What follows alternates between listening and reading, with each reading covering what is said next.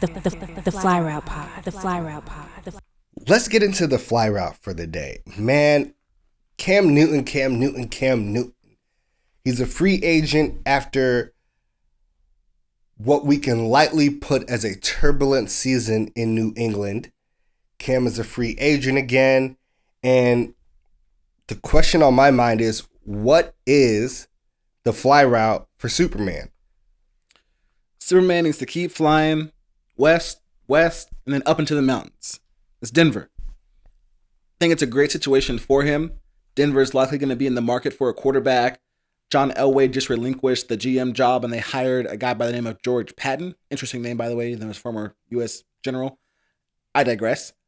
And Patton is probably not sold on Drew Lock either, or married to him, or has any relationship with him whatsoever. So is not going to have any problem with cutting him. Their coach, Vic Fangio, he's 62. He's been there for 2 years. He's 12-20 in those 2 years, and probably needs a winning season this year to stick around next year. And more importantly, for Cam's perspective, the Broncos have really good personnel. So they have Cortland Sutton, who's a pretty solid wide receiver coming off of injury. They got last year's first-round draft pick, Jerry Jeudy, who's expected to be really good. Outside of that, they got a lot of depth as well. They got some receivers in the name of Tim Patrick and KJ Hamler, who they think are going to develop into some nice pieces. And that's decent right there. You got some receivers. They got a tight end last year, Noah Fant, who actually led their team in catches with over 62 receptions. They have a decent run game. They ranked 13th in the league last year. The defense is kind of middle of the pack, 18th. But if you add Cam, that's a pretty solid team. Hard division, but with the now expanded wild card system, you could probably have a winning season and make the wild card game. The Pats are not hot as far as personnel goes. Their best receiver last year is Julian Edelman, who missed. Oh, he was super hurt. I think he was 10 games. Super hurt. I think the best receiver was N'Keal Harry by Well, far. N'Keal Harry, yes, but I mean the veteran was Edelman. Expected to have Edelman as the veteran, Harry as the younger guy. Edelman was out 10 games, turns I believe 34 in May. Harry is still obviously young, and he's just one player. Would you be surprised if Bill Belichick just cut Julian Edelman? Absolutely not. Yeah, I would not. It's about that time, actually.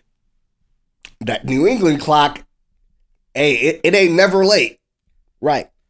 And even though Harry was the best receiver per se, the kind of most consistent player was actually a guy by the name of Jacoby Myers, I believe, who had 50 receptions. Wasn't super hot, but was consistent at least. Him and Cam had like a little bit of a connection.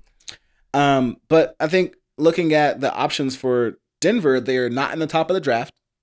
There's going to be a quarterback carousel this offseason, about to start next week, really, I believe, with the free agency and tag and franchise tag deadline coming up on the 9th. And Locke has been, he was 3-5 in his first year. He was 4-1 in his first year, but then 4-9 this past year. And he has like one of the worst completion percentages in the NFL. Right. 64 last year, 57 this year. It's not great. There's nothing there to show that there is a sign of inspiration, etc. There's been no real flashes, etc. And so I don't think Denver sold on him. I think it's easy to convince Cam to come out to Denver. A lot of players have kind of re-emerged in Denver and kind of helped their careers. I think of guys, mostly Peyton Manning, who did really well in Denver. But secondly, DeMarcus Ware, who left Dallas, got cut, went to Denver as a free agent, and then played amazingly. He was a part of those Super Bowl teams. He obviously had at least a few more years left in the tank. He was putting up double-digit sacks for at least those first couple of years. And so from both sides, this kind of works out. They have cap space. They have the 5th most cap space in the league with $47 million, which is just behind New England, who will have, I believe, $68 million. So they can pay him, for the most part, just as much as New England can, and New England has more holes to fill. And so I think the fire out for Cam is to go to Denver, have them pick up a few pieces for the offense and the defense, and make it work. All right, I think the fly route is sticking in New England. And I know it's going to sound weird because the last season didn't go very hot, but I think there are two things that will kind of be short for Cam Newton this offseason. One is money because the cap is going down, so a lot of teams are going to have to penny pinch in a bunch of different ways. And the second is goodwill because his last season statistically wasn't that great, right? And I think that everywhere besides the Pats, that is going to impact his chances to get that contract or get that job. And then he's going to have to learn a whole new system again. He's going to have to learn whole new players again.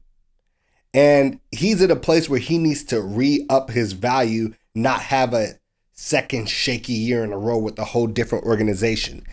And because of that, I like New England a lot. The first and foremost is that I don't see a team like the Broncos, who have that cap space, aren't in a bad spot in the draft, but not like super great, making Cam Newton A, their only quarterback, or B, automatically their starting quarterback. And Cam wants to be a starter in this league. And I think that we both know he has a long leash, at least play-wise, in New England. Like, he got sat several games, but was always the starter again. Belichick has said nothing but amazing things about him, his work ethic, the way he leads on the team, and we know Belichick likes him. So even if New England gets a different quarterback, it's probably going to be somebody young, and he's probably going to get to play the bridge role with a pretty long leash. The second thing is that Cam Newton has a very particular skill set. At this point, he's not passing the greatest, but he is still running well. He had like 12 rushing touchdowns last year. And people like Lamar Jackson and Mitch Trubisky all kind of say something to me. Very frequently in this league, it is harder for you to get a head coach and an offensive coordinator that will build a system around you instead of trying to fit you into their system. New England did that last year. They built a system around Cam. They built a system around Cam's strengths. Cam got those 12 rushing touchdowns. He rushed over 4 yards a carry. That is something that's with an offseason behind it, more work, more familiarity with the players, gets better in a second year. Most importantly, the New England defense. Think about this. New England had like 8 opt-outs last year. They will probably all be back, which means he gets an offensive tackle in Marcus Cannon back. He gets Brandon Bolden back, who we know is a great pass-catching running back. They like to use him as a change-of-pace guy, and he will move the chains and is an effective piece to add both in the passing and the running game. Hightower comes back, right? And Patrick Chung comes back, which ups their defense a bunch. We are hearing a lot of words about maybe Stephon Gilmore is going to be on the trade market instead of re-upping there. And if they trade Stephon Gilmore, they're going to get draft capital back, more pieces back. And I think that behind a good offensive line that gets some players back, a better defense that gets a lot of players they lost back, and of course Bill Belichick is Bill Belichick, this is a team that becomes significantly better adding a receiver or two. And the receiver market in this free agency is actually pretty big with a lot of guys that can stretch the field, which is what New England doesn't have. So there'll be like Deshaun Jacksons, there'll be John Rosses, who's like a really... I have a feeling that somehow he ends up in New England. Right? He ends up on New England, not a big deal. It'd be a good place for him. Right? Josh Reynolds, right? If they decide to spend some money, Will Fuller, right? Those are think about it. There's actually, they have the cap space. If Bill Belichick wants to address the wide receiver position this offseason, he has all the tools to do it. They will need to do that. That's the only thing in my mind that makes this team viable. And I'll just say this, and I know this is not super popular, but there are people who make this argument. What has Bill Belichick done without Tom Brady? Now, I'm no Tom Brady fan, but that's a reasonable question. He's a great defensive coach. We're all going to agree to that. But can Bill Belichick bring in and recruit the wide receivers and find a way for his offense to step up their game? Because Cam had like 8 touchdowns, 10 interceptions last season, which is pretty bad. But they were down their wide receiver 1. They were on their 2 and 3, and we think they need to bolster their wide receiving core. But New England did not get blown out a lot of games. No. They lost a ton of very close games, and their defense will get better, and they can address the wide receiver position.